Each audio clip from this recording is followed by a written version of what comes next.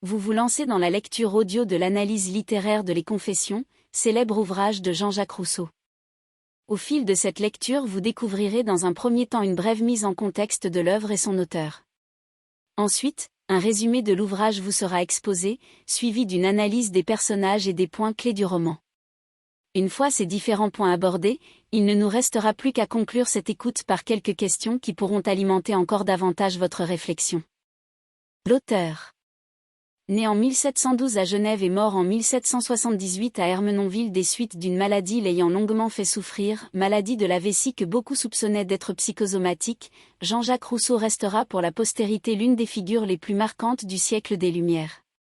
Écrivain, musicien mais avant tout reconnu pour son talent de philosophe, Rousseau réfléchit principalement sur l'homme, son rapport à la société et à la nature. C'est d'ailleurs son discours sur l'origine et les fondements de l'inégalité parmi les hommes, publié en 1755, qui marquera le début de sa célébrité.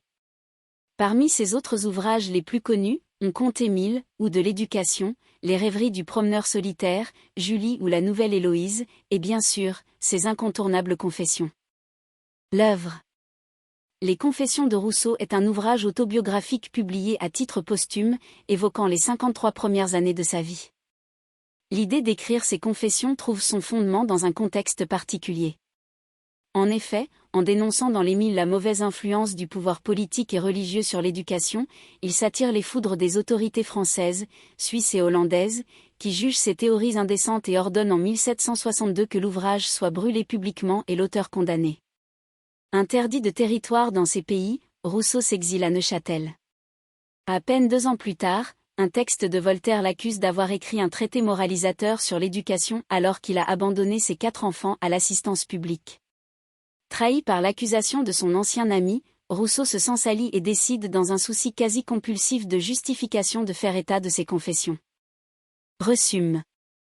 Livry, de 0 à 16 ans, 1712 mars 1728.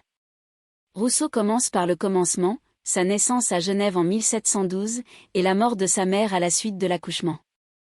Le jeune Jean-Jacques reste alors seul avec son père, avec qui il passe de longues nuits blanches à lire.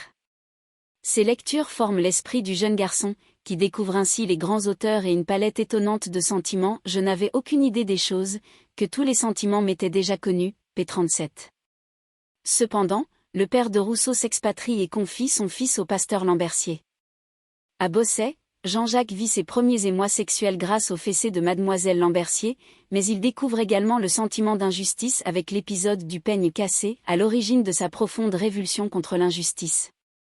En 1724, il retourne quelques mois chez son oncle à Genève, avant d'entamer ses années d'apprentissage, d'abord chez Aimère Masseron, greffier, puis chez Aimère Ducommun, graveur, tous deux méprisants et tyranniques à son égard.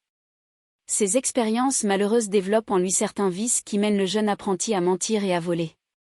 Quelques années plus tard, alors qu'il rentre d'une promenade dans la campagne, Rousseau trouve les portes de la ville fermées. Il y voit un signe du destin, et choisit de quitter Genève définitivement.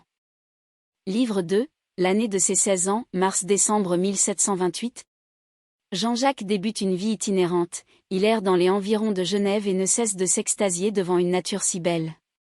Il fait la connaissance de M. de Pontvert, un prêtre bienveillant qui lui conseille de se rendre à Annecy chez une certaine Madame de Warren. Le jeune adolescent de 16 ans s'exécute, bien loin de se douter combien cette rencontre sera déterminante pour lui. Cette femme, pour qui il avoue avoir ressenti un amour instantané, l'envoie à l'hospice des catéchumènes de Turin, où il est victime d'un abus sexuel commis par un mort. Une fois converti au catholicisme, il quitte l'hospice sans regret.